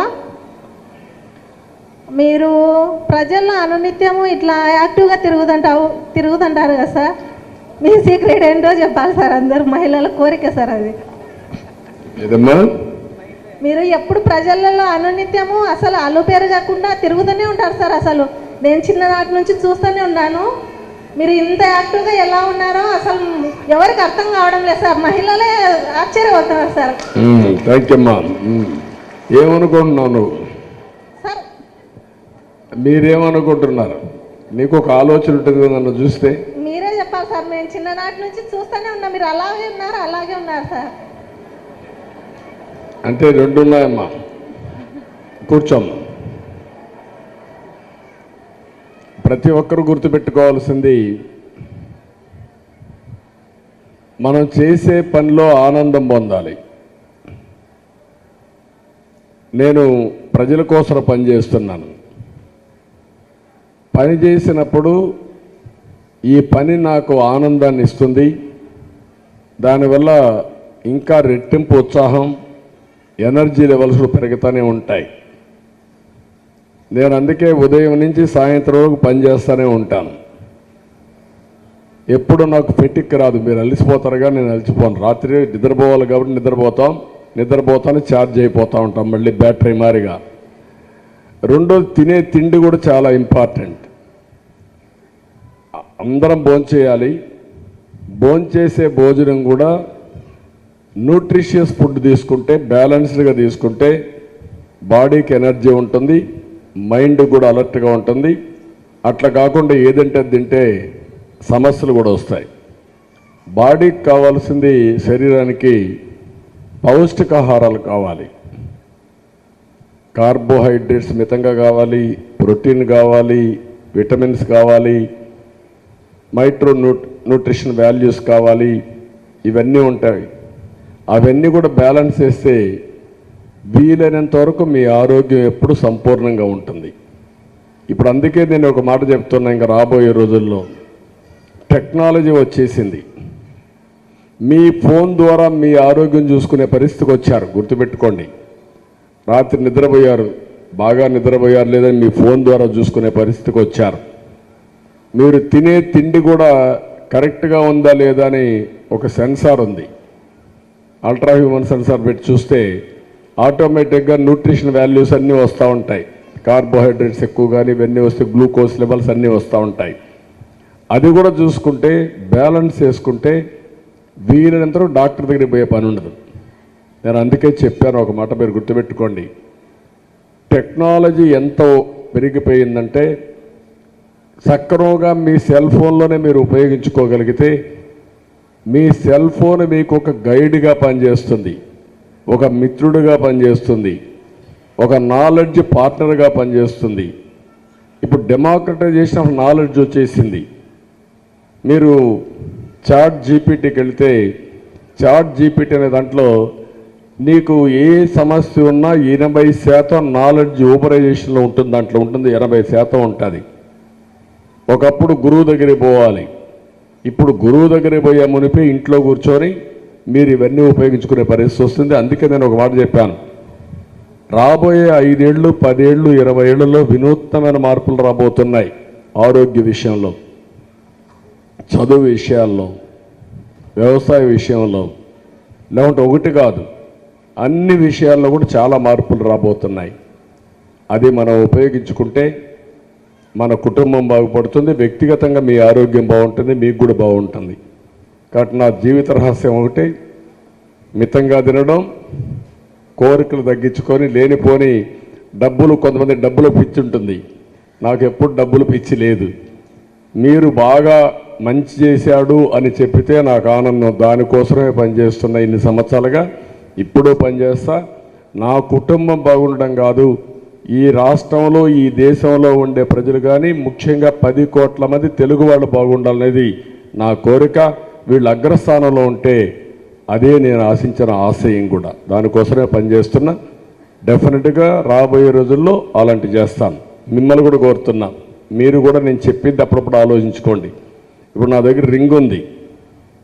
ఈ రింగ్ అనేది కొంతమంది ఏదో మంత్రాలు లేకపోతే ఏదైనా స్పిరిచువాలిటీ అనుకుంటారు. కాదు, ఈ రింగ్ ద్వారా నిద్రలేదు చూసుకుంటే రాత్రి ఎన్ని గంటలు నిద్రపోయాను, ఎంత బాగా నిద్రపోయాను, బాడీ రెడీగా ఉందా వర్క్ చేయడానికి, ఇలాంటివన్నీ వస్తాయి దీంట్లో. రెడీనెస్ ఇవన్నీ వస్తాయి. ఇంకొక పక్క ఈ వాచ్లో ఈ సెన్సార్ చూసుకుని న్యూట్రిషన్ వాల్యూ వస్తూ ఉంటుంది. మార్నింగ్ బ్రేక్ఫాస్ట్ తిన్నాం, గ్లూకోజ్ ఎంత ఉంది, మధ్యాహ్నం ఎంత తినాలి, ఒకవేళ ఎక్కువ తింటే ఎటు తగ్గించుకోవాలి, బ్యాలెన్స్ మీరు కూడా బ్యాలెన్స్ చేస్తూ ఉంటారు. అలాంటివన్నీ చేస్తూ ఉంటాం. దీనివల్ల డాక్టర్ దగ్గర పోయే పని తగ్గుతుంది, జీవిత కాలం పెరుగుతుంది, మనం ఉన్నంత వరకు గట్టిగా పనిచేసే శక్తి వస్తుంది. అది ముఖ్యం. మనిషి ఉన్నంత వరకు, బతికినంత వరకు ఆనందంగా బాగా పనిచేయగలిగితే అది మనకు ఆనందం. అదే నేను చేస్తున్నా. నువ్వు కూడా అది ఫాలోగా తల్లి. నిమితంగా తిను, ఎక్కువ కష్టపడు, బాగా నిద్రపో. అదే సమయంలో అమితమైన ఆశ పెట్టుకొని డబ్బులు వేరే వాళ్ళు కొట్టేయాలని ఆలోచించద్దు. జగన్మోహన్ రెడ్డి మారిగా అది చేస్తే ఆ డబ్బులే మనకు అరిష్టం. అక్కడి నుంచే సమస్యలు వస్తాయి. లేనిపోని సమస్యల సుడిగుండంలో ఇరుక్కుపోతాం. ఓకే, నువ్వు కూడా వీలైతే సమాజానికి 4 పనులు చేసి అందులో కూడా ఆనందాన్ని పొందు. థ్యాంక్ యూ అమ్మా. ఒక్క నిమిషం మైక్ అమ్మాయికి. పెళ్లి కానుక పథకం మీరు వచ్చిన తర్వాత ఖచ్చితంగా అమలు చేయాలి సార్. తప్పకుండా అమ్మా. నేను ఆ రోజు కూడా పెళ్లి కానుక, చంద్రన్న భరోసా, అన్న క్యాంటీన్, ఇలాంటివన్నీ, విదేశ విద్య, 1-2 కాదు, అనేక కార్యక్రమాలకు శ్రీకారం చుట్టాను. నా ఆలోచన ఒకటే, మీ గర్భిణీ స్త్రీ గర్భం దాల్చినప్పటి నుంచి మనిషి చనిపోయిన తర్వాత గౌరవప్రదంగా వీడ్కోలిచ్చే వరకు ప్రభుత్వం శ్రద్ధ పెట్టాలనే ఉద్దేశంతోనే నేను ఆ రోజు పౌష్టికాహారం ఇచ్చి గర్భిణీ స్త్రీకి మహాప్రస్థానం ద్వారా ఎక్కడ చనిపోయినా గౌరవప్రదంగా ఆయన్ని వెహికల్లో తీసుకొచ్చి ఇంటికాడ దింపి మళ్ళీ మంచి బరియల్ గ్రౌండ్స్ కట్టి అక్కడ దానం చేసే దహన కార్యక్రమాలు చేసే కార్యక్రమానికి వచ్చామంటే అది నా ఆలోచన. తప్పకుండా శుభ కార్యక్రమాల్లో, అశుభ కార్యక్రమాల్లో మీకు అండగా ఉండడం నా ఆలోచన. అందుకే ఆ రోజు నేను చేశాను. ఒక వ్యక్తి చనిపోతే 5 లక్షల రూపాయలు మీ ఇంటికి పంపించాం బీమా కింద. మట్టి ఖర్చులకు 30,000 ఇచ్చాం. ఓసారి చనిపోతే ఖర్చులకు డబ్బులు ఉండవు. ఆ ఇబ్బంది రాకూడదనే ఉద్దేశంతో 30,000 రూపాయలు మీరే ఎత్తుకుపోయిచ్చారు, బీమా మిత్ర ఎత్తుకుపోయిచ్చారు. పెళ్లి కానుక ఇచ్చాను. పెళ్లి కానుక ఇచ్చి పెళ్లి రోజున పెళ్లి పీటల మీద ఉంటే ఆడబిడ్డకు ఆ 50,000 రూపాయలు తీసుకుపోయి ఇచ్చిన పార్టీ తెలుగుదేశం పార్టీ. బీసీలకు 30,000, ముస్లిం మైనార్టీలకు 50,000, ఎస్టీ ఎస్సీ కులాంతర వివాహాలకు 75,000 ఇచ్చినారు సార్. అప్పట్లో అన్ని గుర్తుపెట్టుకున్నావమ్మా? చేసినాను సార్, నేను వర్క్ చేసి అందులో పనిచేసావు కాబట్టి నీకు ఒక ఐడియా ఉంది. ఆ రోజు మీ ఖర్చు తగ్గించడానికి నేను ఆలోచించింది అన్నా క్యాంటీన్. మార్నింగ్ బ్రేక్ఫాస్ట్ 5 రూపాయలు, మధ్యాహ్నం భోజనం 5 రూపాయలు, రాత్రి భోజనం 5 రూపాయలు, రోజంతా భోజనం 15 రూపాయలు, మీ పింఛన్ 2,000 రూపాయలు. 500 రూపాయలు పెట్టుకుంటే 3 పూట్ల భోంచేసి వృద్ధులంతా 1,500 రూపాయలు మిగిలి పెట్టుకునేవాళ్ళు. ఒక 500 రూపాయలు మెడికల్ ఖర్చు పెట్టుకున్న 1,000 రూపాయలు డిపాజిట్ చేసుకునేవాళ్ళు. అలాంటిది రావాలి. ఖర్చు తగ్గాలి, ఆదాయం పెరగాలి. అదే మంచి గవర్నెన్స్, అది సుపరిపాలన. అదే మనం చేయాల్సిన అవసరమైనప్పుడు మిమ్మల్ని ఆదుకోవాలి. ఒకప్పుడు నేను చూసేవాడిని. ఇక్కడే మీరు అందరూ గుర్తుపెట్టుకోవాలి.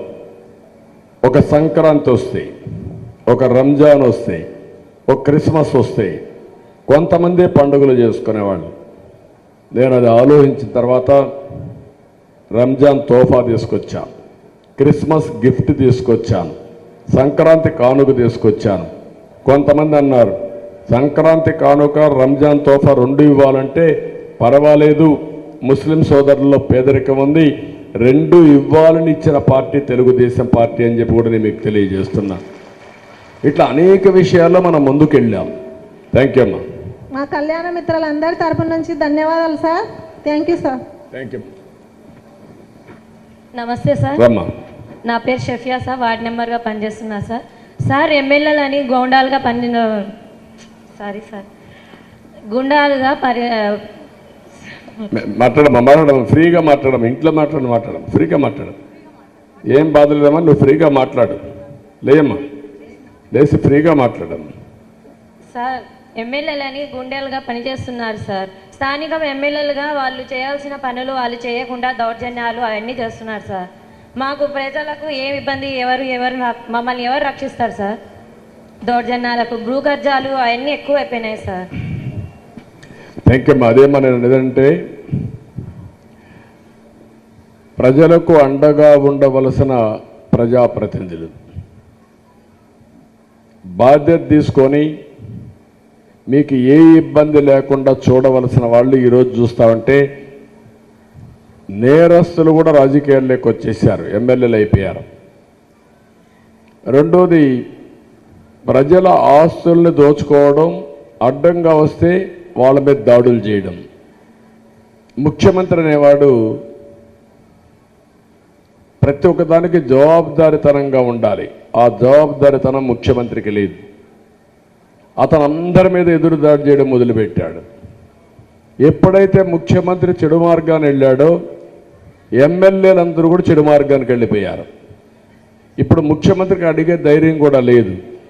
ఈయనేమయ్యా నువ్వు తప్పు చేస్తున్నావు అంటే, నువ్వు మాత్రం మంచి చేసావా, నువ్వు పెద్ద తప్పు చేసావు, నేను చిన్న తప్పు చేస్తాననే పరిస్థితికి వచ్చాడు. ఆ పాప చెప్పినట్టు ఎమ్మెల్యేలంతా కూడా రౌడీ ఎమ్మెల్యేలుగా తయారయ్యారు. భూ కబ్జాలు చేస్తున్నారు, ఇసుక దందాలు చేస్తున్నారు, మద్యం తెచ్చి వ్యాపారాలు చేస్తున్నారు. వాళ్ళందరి ఆలోచన ఒకటే, డబ్బులు ఎట్ట సంపాదించాలని తప్ప పేదవాళ్ళకి న్యాయం చేయాలనే ఆలోచన లేదు. ఇది చాలా దుర్మార్గం. తప్పకుండా రేపు రాబోయే రోజులు ఇలాంటి ఎమ్మెల్యేలు మీరు ఊట గుర్తుపెట్టుకోవాలి. 5 నెలల్లో ప్రజాస్వామ్యంలో గొప్ప ఆయుధం ఓటు. ఆ ఓటుగానే మీరు సద్వినియోగం చేసుకుంటే ఇలాంటి వాళ్ళకందరికీ గుణపాఠం వస్తుంది. అట్లా కాకుండా మీరు అమాయకంగా కానీ ఆలోచించి 5,000 రూపాయలు ఇచ్చాడు పాపం, ఆయన 5,000 రూపాయల పాపం కాదు, నీది 100 రూపాయలు దొంగిలించి నీకు 5,000 రూపాయలు ఇచ్చాడు మళ్ళా నిన్ను మోసం చేయడానికి.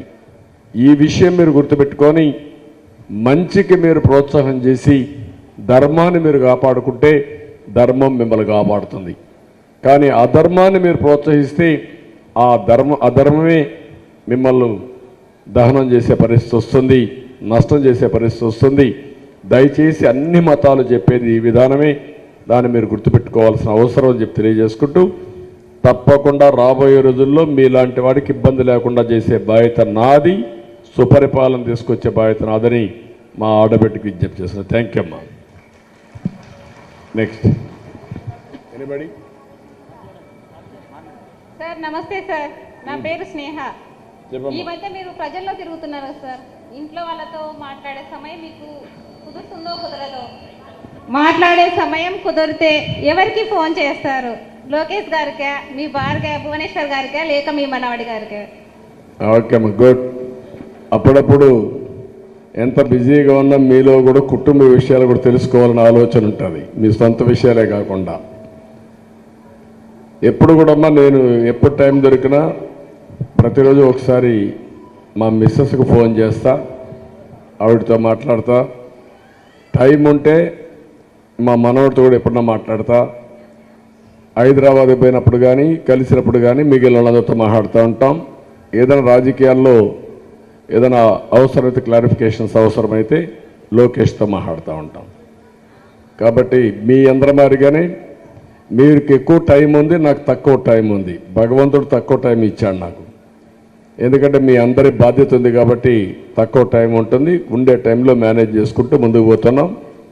నన్ను వాళ్ళు అర్థం చేసుకుంటున్నారు కాబట్టి నాకు కూడా మీకు మెరుగైన సేవలు చేసే అవకాశం వచ్చింది. వాళ్ళు అర్థం చేసుకోకపోతే ఇంకా ఇబ్బందులు ఉంటాయి. థ్యాంక్ యూ అమ్మా.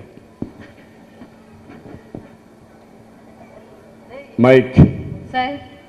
సార్ నా పేరు మమతా సార్. గత ప్రభుత్వంలో గ్యాస్ కనెక్షన్లు ఇచ్చారు, ఎలక్షన్ల ముందు పసుపు కుంకుమ కూడా ఇచ్చారు. కానీ మీరు అప్పుడు అధికారం కోల్పోయారు. కానీ ఇప్పుడు ప్రతి ఇంటికి 3 సిలిండర్లు ఇస్తామంటున్నారు. వీటికి కావాల్సిన ప్రత్యేకించాల్సిన అవసరం ఏంటి? ఈసారి ఆడవాళ్ళు మీకు ఓటేస్తామనుకుంటున్నారా? ఓకే అమ్మా, కూర్చోమ్మా.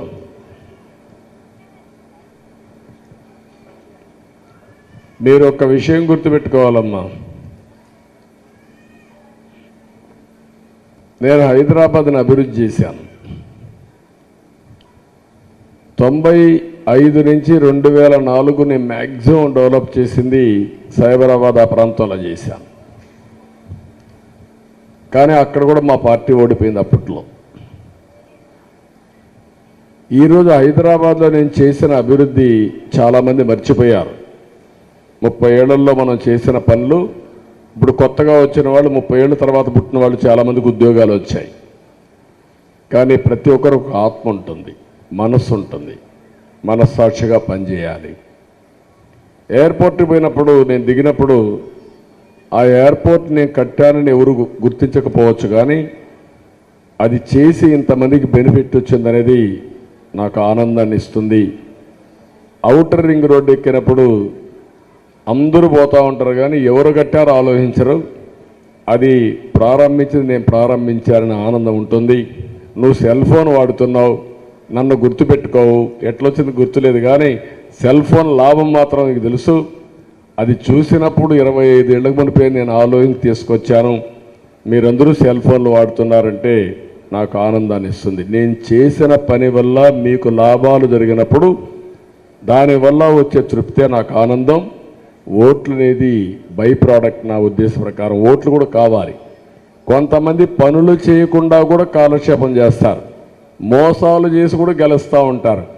మీ అందరూ ఈరోజు ఈ రాష్ట్రంలో చూస్తే ఒకే ఒక్క ఛాన్స్ అన్నాడు, వచ్చి తల మీద చేయి పెట్టాడు, ముద్దులు పెట్టాడు, ఇప్పుడు పిడిగుద్దులు గుర్తున్నాడు.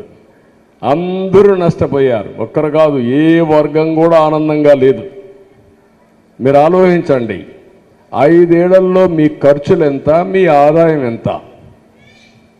అంతకు మునుపు మీరు మాట్లాడే స్వేచ్ఛ ఉందా లేదా? ఇప్పుడు స్వేచ్ఛ ఉందా మీకు? మీ ఎమ్మెల్యే ఎంత రౌడీజం చేసిన? ఒకప్పుడు ఎమ్మెల్యే అనేవాడు ప్రజలకు భయపడేవాడు, ఇప్పుడు ఎమ్మెల్యేకి ప్రజలు భయపడుతున్నారు. కానీ అలాంటివి కూడా వస్తూ ఉంటాయి. ఒకటే మిమ్మల్ని ప్రజలను కోరుతున్నా, మీ భవిష్యత్తు మీ చేతల్లో ఉంది. మీ భవిష్యత్తు వేరే వాళ్ళ చేతల్లో లేదు. సరైన నాయకుడిని, సరైన పార్టీని ఎంపిక చేసుకోండి. తద్వారా మీ భవిష్యత్తు బంగారు భవిష్యత్తు అవుతుంది. ఆ విషయం మీ అందరికీ తెలియజేస్తూ, మీరు ఓటు వేస్తారా లేదా? ఓటు కూడా కావాలి. ఎందుకు కావాలంటున్నానంటే, నేను ఏ పని చేసినా,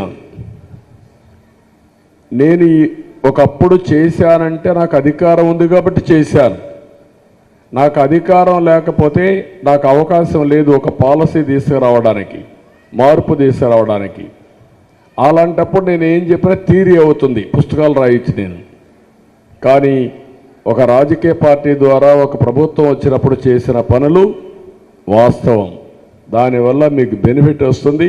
నేను ఏదైనా పుస్తకం రాస్తే పలానా ఒక పుస్తకం రాశాడు కొంతమంది చదువుకోవచ్చు తప్ప లాభం లేదు.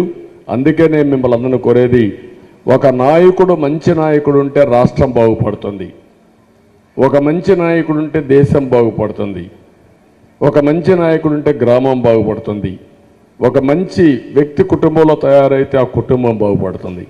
ఈ విషయం మీరు గుర్తుపెట్టుకోవాల్సిన అవసరం ఉంది. అన్నింటికీ నాయకుడు ముఖ్యం. ఆ నాయకుల్ని తయారు చేసుకోవడంలో, ఎంపిక తయారు చేసుకోవడంలో మీ అందరి బాధ్యత. ప్రతి ఒక్కరు కూడా సమర్థవంతమైన నాయకులుగా తయారు కావాలి.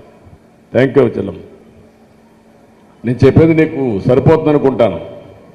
ఓట్ల కోసమే నేను పనిచేయడం లేదు, మీకోసం పనిచేస్తున్నా, ప్రజల కోసం పనిచేస్తున్నా. అది నాకు వేరే నాయకులకి వ్యత్యాసం. నమస్తే సార్. చెప్పమ్మా. ఉచిత బస్సు అన్నారు కదా, ఇక్కడ ఉచిత బస్ అన్నారు కదా సార్. కర్ణాటకం చూసి కాఫీ కొట్టారు వీళ్ళు అంటున్నారు సార్ ఇక్కడ ప్రజలంతా. ఓకే అమ్మా, ఇప్పుడు నేను అడుగుతున్నాను, మంచి పనులన్నీ పుస్తకాల్లో ఏముంటాయి? ఎక్కువ మార్కులు ఎవరికి వస్తాయి? ఎక్కువ వాస్తవాలు రాసినప్పుడు నాలెడ్జ్ కరెక్ట్ రాస్తే పరీక్షల్లో వస్తుంది. కానీ పుస్తకంలో చూసి రాసామంటే ఎవరేం చెప్తారు సరికి? మనం పుస్తకంలో చూసి రాయలా. నేను అవగాహన చేసుకున్నది డాక్రా సంఘాలు ఎప్పుడు పెట్టాను? నేను ఇప్పుడు పెట్టానా? 96, 97లో పెట్టాను. ఎప్పుడు ఆస్తిలో సమాన హక్కు తీసుకొచ్చాం? ఎప్పుడు మీ పిల్లల ఆడపిల్లలకు 33% ఉద్యోగాల్లో, రాజకీయాల్లో కాలేజ్ సీట్లు రిజర్వేషన్లు పెట్టాం. ఈరోజు ఆర్టీసీ కండక్టర్లు ఉన్నారు. ఎప్పుడు పెట్టిన పాలసీ? ఆ రోజు పెట్టిన పాలసీ. ఆ రోజుట్లోనే ముందర 3 సీట్లు మీరు గుర్తుపెట్టుకోవాలి. ఆడబిడ్డలకు ఆర్టీసీ బస్సుల్లో కొన్ని సీట్లు రిజర్వ్ చేశాను. మీకు ఐడియా ఉందా? ఇలాంటివన్నీ చేసిన పార్టీ. దానికి ఇంకొక ముందడుగు వేసి మీరు ఆర్టీసీల్లో బస్సుల్లో ఉచిత ప్రయాణం ఏర్పాటు చేస్తే ఎక్కువగా తిరిగే అవకాశం వస్తుంది. ఇంకొంచెం పనులు చేయడంలో కానీ నాలెడ్జ్ పెంచుకోవడానికి వెసులుబాటు వస్తుందనే ఉద్దేశంతో పెట్టాం. తప్పకుండా మంచి పని ఎక్కడున్నా దాన్ని కూడా చూసి నేర్చుకోవడంలో తప్పు లేదు. కానీ వేరే వాడు చేశారు కాబట్టి నేను చేయను. అదే మీరు చూస్తే జగన్మోహన్ రెడ్డి చేసేది అదే పనులు చేస్తున్నాడు. నేను ప్రజావేదిక కట్టాను. ఇదే మరొక పెద్ద హాలు, ఇది ఇట్లనే ఉంటుంది. అది కూడా ప్రజావేదిక నేను కట్టాను కదా, దాన్ని కూల్చేశాడు. ఇంకేమన్నా మూర్ఖుడిని? నేను అమరావతికి హైదరాబాద్ డెవలప్ చేశాను. సైబరాబాద్ నగరాన్ని ఏర్పాటు చేశాను. హైదరాబాద్ సికింద్రాబాద్ అంటే 3వ నగరం. సైబరాబాద్ పేరు పెట్టి దాన్ని ఒక మహానగరంగా తయారు చేశాం. ఆ రోజు బిల్ క్లింటన్ వచ్చినప్పుడు మీరు చూస్తే హైదరాబాద్లో ఎవడూ నష్టం చేయలేదు. నేను చేసిన పనులన్నీ కొనసాగించారు. ఇతను అమరావతిని నాశనం చేశాడు. ఇండస్ట్రీస్ అందరిని తరిమేశాడు. పోలవరాన్ని భ్రష్టు పట్టించాడు. ఇరిగేషన్ నాశనం చేశాడు. ఏ ప్రభుత్వమైనా చేయాల్సింది ఎక్కడ మంచి ఉంటే ఆ మంచిని అర్థం చేసుకుని దానివల్ల ప్రజలకు లాభం ఉంటే అది చేసేదే సుపరిపాలన. అది చేయకపోతే మాత్రం కరెక్ట్ కాదు. సో మీరు చెప్పినట్టు నా ఆలోచన ఒకటి, ప్రపంచంలో నేను ఇప్పుడు చేసిన పనులన్నీ మీరు చూస్తే ప్రపంచంలో ప్రతి ఒక్క దేశంలో అధ్యయనం చేసి రాబోయే 25 సంవత్సరాల్లో దీనివల్ల మార్పులు చేర్పులు ఏ విధంగా వస్తాయో ఆలోచించుకొని 25 ఏళ్ళు 30 ఏళ్లకు మునిపే ఐటీకి శ్రీకారం చుట్టిన పార్టీ తెలుగుదేశం పార్టీ అమ్మ. Okay, next. Sir good afternoon sir. నా పేరు సుహాసిని, మీరాపురం గ్రామం సార్. నేను మెడికల్ స్టూడెంట్ని, 3rd ఇయర్. సార్ నాకు ఒక క్వశ్చన్ ఉంది. ఏ సబ్జెక్ట్ అమ్మా? MBBS sir. ఓకే, చెప్పమ్మా. యా సార్, యూరోప్ బోస్నియా కంట్రీలో చదువుతున్నాను సార్. ఇది వరకు మన జగన్ సార్ ఒక ప్రామిస్ చేశారు అబౌట్ లిక్వర్ బ్యాన్ గురించి. సో తను చెప్పారు కానీ తను పాటించలేదు, తను ఏం చేయలేదు. సో నెక్స్ట్ మీరు 2024లో మీరు సీఎం అవుతే దీని గురించి మీరు దీనిపైన మీ స్పందన ఏంటి? ఏదమ్మా దిశ యాప్ నువ్వు మాట్లాడేది? Liquor ban sir, liquor ban. Liquor ban. Okay అమ్మా. ఇప్పుడు ఓకే, నీ పేరేంటమ్మా? సుహాసిని సార్. సుహాసిని, కూర్చోమ్మా, కూర్చో సుహాసిని. ఇప్పుడు సుహాసిని ఒక క్వశ్చన్ అడిగింది. నేను ఎప్పుడు కూడా అసాధ్యమైన పనులు చెప్పి ఓట్లు సంపాదించుకొని మోసం చేయడం నాకు తెలియదు. మీరందరూ గుర్తుపెట్టుకోవాలి. రాజకీయాల్లో కూడా 2 రకాలు. ఒకటి అబద్ధాలు చెప్పడం, అసత్యాలు చెప్పడం, అధికారం వచ్చిన తర్వాత బుకాయించడం. ఇప్పుడు ఆ అమ్మాయి చెప్పిన మాట చూస్తే జగన్మోహన్ రెడ్డి ఎలక్షన్ రాకమునుపు నేను మద్యపాన నిషేధం చేస్తానని చెప్పాడు. చెప్పిన తర్వాత అధికారంలోకి వచ్చిన తర్వాత దశల వారీగా చేస్తానని చెప్పాడు. ఆ తర్వాత దశల వారీగా చేయడం కోసం రేట్లు పెంచుతా వస్తే తాగేవాళ్ళ సంఖ్య తగ్గుతా వస్తుంది కాబట్టి రేట్లు పెంచుతా వస్తానని చెప్పాడు. మూడోది, ఇవన్నీ కూడా మనసులో ఒకటి పెట్టుకొని ఇంకొకటి చేసే విధానం. అక్కడి నుంచి ఏం చేశాడో అతనికి కావాల్సిన స్వార్థం అవుతుంది. ఆ స్వార్థం ఏంటి? డబ్బులు సంపాదించాలి. మొత్తం డిస్టిలరీస్ కానీ బ్రాండ్లు కానీ అమ్మకాలు కానీ మొనోపలి చేసుకున్నాడు. విపరీతమైన డబ్బులు సంపాదించాడు. అది కూడా కల్తీ మద్యం వచ్చేసింది, నాసిరకం వచ్చేసింది, ఆరోగ్యం పోయింది, లెక్క పెట్టుకోలేదు. ఇటీవల ఏం చేశాడు? దీన్ని నేను రేపు మద్యపాన నిషేధం పెట్టిన తర్వాతనే ఓటు అడుగుతాను, లేకుంటే మీ దగ్గర రానని చెప్పాడు కూడా. ఇప్పుడు 14,000 కోట్ల రూపాయలు అప్పు తీసుకొచ్చాడు మద్యపాన నిషేధాన్ని తాకట్టు పెట్టి. ఎన్నేండ్లు? 25 ఏళ్ళు తాకట్టు పెట్టాడు. నువ్వు అర్థం చేసుకున్నావా సుహాసిని? నువ్వు అర్థం చేసుకోవాలి, ఇక్కడోళ్ళు అర్థం చేసుకోవాలి, రాష్ట్రంలో మహిళలు అది మోసం, దగా. కానీ మనందరం ఏమనుకుంటాం? ఆయన చెప్పాడు, మీరు మర్చిపోతారు, మీ మెమరీ కూడా తక్కువ ఉంటుంది, ఎన్నో పనులు అదొక పని అని. కానీ ఆ రోజు ఈరోజు నేను చెప్పింది, మద్యపానాన్ని పూర్తిగా నిషేధించలేము కానీ నియంత్రణ చేస్తామనేది నా విధానం. తప్పకుండా రేపు గవర్నమెంట్ వస్తానే మద్యపానాన్ని నియంత్రణ చేసి, కంట్రోల్ చేసి, లిమిటెడ్ షాపులు పెట్టి, అదే మాదిరిగా నాణ్యమైన మద్యపానం కూడా సరఫరా చేస్తే ఆరోగ్యం కూడా కంట్రోల్లో ఉంటుంది. ఇలాంటి వాటికి నేను శ్రీకారం చుడతా.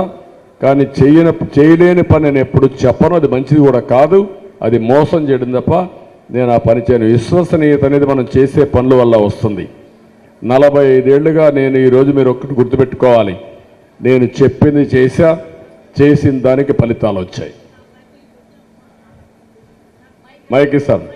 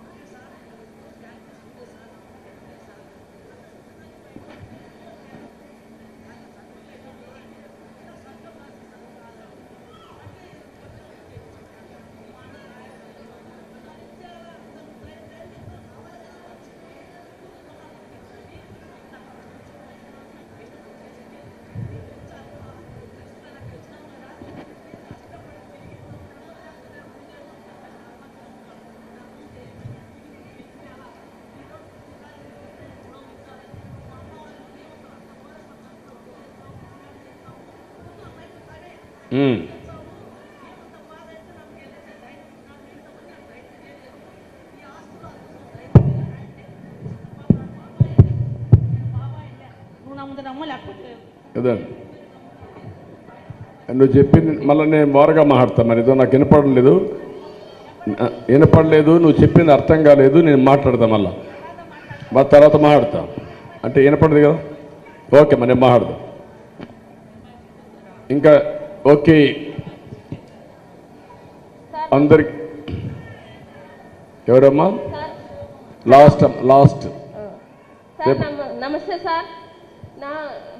నాకు తెలుగు రాదు సార్, హిందీలో మాట్లాడతాను సార్. ఓకే అమ్మా, మాట్లాడు. होने वाले सीएम सार को अस्सलाम वालेकुम सर। 20 साल से नौकरी करती ही, मेरे शोहर को अभी तक नौकरी आई नहीं। तुम्हारे प्रभुत्व में नौकरी करते थे, कोर्ट में डाले थे, वो दिए थी बोल को बोले तुम्हें हो गया, जब भी से निकाल ले करती हैं तो भी नहीं कर तुम बोल को बोलती हैं। सीएम से बोलो तुम्हें करती हैं बोल को बोलती हैं सर। 20 साल से करती ही नौकरी, अभी तक नौकरी आई नहीं ट्रेजरी ऑफिस में। तेलुगु में बोल డిఎస్ఎన్. ఓకే అమ్మా, ఇప్పుడు నేనేమన్నానంటే లెటర్ కూడా ఉంది. ఓకే అమ్మా, లెటర్ కూడా రాసి ఏదమ్మా? లెటర్ కూడా ఉంది సార్. ఓకే అమ్మా, అది నువ్వు నాకేమో నేను మాట్లాడతాను. తెలుగుదేశం పార్టీ 2 సార్లు డిఎస్సీలు పెట్టామమ్మా. 2 times డిఎస్సీలు పెట్టాం. 18,000 మందికి ఉద్యోగాలు ఇచ్చాం. వీళ్ళు వచ్చిన తర్వాత డిఎస్సీలు పెట్టలేదు. టీచర్ ఉద్యోగులు కూడా తగ్గించేశారు. ఆ విధంగా కూడా చాలామందికి చదువుకున్న వాళ్ళు కూడా ఉద్యోగాలు రాలేదు. టీచర్స్ కూడా సఫిషియెంట్గా లేకుండా ఎడ్యుకేషన్ కూడా దెబ్బతినే పరిస్థితి వచ్చింది. మళ్ళీ తెలుగుదేశం పార్టీ అధికారంలోకి వస్తానే డిఎస్సీ పెట్టి ఎవరైతే ఉద్యోగాలు కావాలంటున్నారో అర్హులు ఉన్నారో వారికి న్యాయం చేసే బాధ్యత, మళ్ళా విద్యకు ప్రాధాన్యత ఇచ్చే బాధ్యత తెలుగుదేశం పార్టీ తీసుకుంటామని హామీ ఇస్తున్నారమ్మా. తప్పకుండా చేస్తాం. ఇక్కడ మీరు ఒకసారి చూస్తే ట్రాన్స్జెండర్స్కి కూడా పెన్షన్ ఇచ్చాం. ఎవరైతే ట్రాన్స్జెండర్స్ ఉన్నారో వాళ్ళు కూడా రాష్ట్రంలో ఉన్నారు. వాళ్ళు ఎక్కడెక్కడ తిరుగుతామని నేను చూశాను వాళ్ళందరినీ. 2017లో ఒక పాలసీ తీసుకొచ్చి 26,000 మందికి 2,000 రూపాయల చొప్పున పెన్షన్ ఇచ్చాం. రేషన్ కార్డులు ఇచ్చాం. ఇంటి జాగాలు ఇచ్చాం. సబ్సిడీలన్నీ కూడా ఇచ్చి వాళ్ళని ఆదుకున్న పార్టీ తెలుగుదేశం పార్టీ. నా ఉద్దేశం ఒకటి, సమాజంలో ఎవరైనా సరే పేదరికంలో ఉంటే అలాంటి వారికి న్యాయం చేయాలనే ఉద్దేశంతోనే ఈ కార్యక్రమాలన్నీ చేశాం. ఇక్కడ ఈరోజు మీరు సూచనలు ఇచ్చారు ప్రజావేదికలో. కొన్ని సమాచారం కూడా నాకు ఇవ్వడం జరిగింది. మీ అవగాహన చాలా బాగుంది. దానికి మనస్ఫూర్తిగా అందరికీ ధన్యవాదాలు. నేను చెప్పవలసిన విషయాలన్నీ మీకు చెప్పాను. నేను ఒకటే మిమ్మల్ని కోరుతున్నా, నేను చెప్పిన విషయాలు మీరు ఆలోచించి ఈ 6 నెలలు తెలుగుదేశం పార్టీని గెలిపించడానికి మీరు పనిచేయండి. మహాశక్తి కార్యక్రమం ద్వారా ఇంటింటికి మీరు తెలియజేయండి. ఇవి కూడా రిజిస్ట్రేషన్ చేయించండి. ప్రతి ఒక్క ఇంటికి తెలుగుదేశం పార్టీ బూత్ ఏజెంట్ వస్తాడు. మీరు మీ ఇంట్లో ఎవరెవరు ఏ పథకానికి అర్హులో ఆ పేర్లని రాసుకుంటాడు. రాసుకొని మీకు ఒక గ్యారంటీ పత్రం ఒకటి ఇస్తాడు. బాబు షూరిటీ పత్రం ఒకటి ఇస్తాడు. అది నాకు స్కాన్ చేస్తారు, కంప్యూటర్కి వెళ్తుంది. మీకు కూడా క్యూఆర్ కోడ్ ఉంటుంది దానికి. ఆ కార్డులో నుంచి మీరు కానీ స్కాన్ చేస్తే మీ ఫోన్లో కూడా స్కాన్ చేసుకుంటే రిజిస్టర్ అయిందా లేదో వస్తుంది. ఒకవేళ ఎవరైనా మా ఏజెంట్ రాకపోయినా, పార్టీ వాళ్ళు రాకపోయినా, మీరే మీ సెల్ ఫోన్ ద్వారా మీరు అప్డేట్ చేయొచ్చు. Self registration. ఆ సెల్ఫ్ రిజిస్ట్రేషన్ చేస్తే ఆటోమేటిక్ రికార్డ్ అవుతుంది. నేను అక్నాలెడ్జ్మెంట్ ఇస్తాను. గవర్నమెంట్ వస్తానే ఇది గుర్తుపెట్టుకొని మహిళలకు ఎవరెవరికి ఏ పథకం వస్తుంది, చదువుకున్న పిల్లలకు ఏ విధంగా నిరుద్యోగ భృతి వస్తుంది, రైతుకు ఏ విధంగా వస్తుందో అవన్నీ కూడా రికార్డ్ చేసి ఇమ్మీడియట్గా ప్రాసెస్ స్టార్ట్ చేసి మీకు న్యాయం చేసే బాధ్యత నేను తీసుకుంటా. అదే బాబు షూరిటీ, భవిష్యత్ గ్యారంటీ. నేను ఇచ్చే గ్యారంటీ మీ అందరికని చెప్పి నేను మీ అందరికీ తెలియజేసుకుంటూ ఈరోజు ఈ యొక్క ప్రజావేదికకు వచ్చిన మిమ్మల్ని అందరినీ పేరు పేరున మనస్ఫూర్తిగా అభినందిస్తూ కన్క్లూడ్ చేసే మునుపు ఒక 2 నిమిషాలు మాట్లాడు.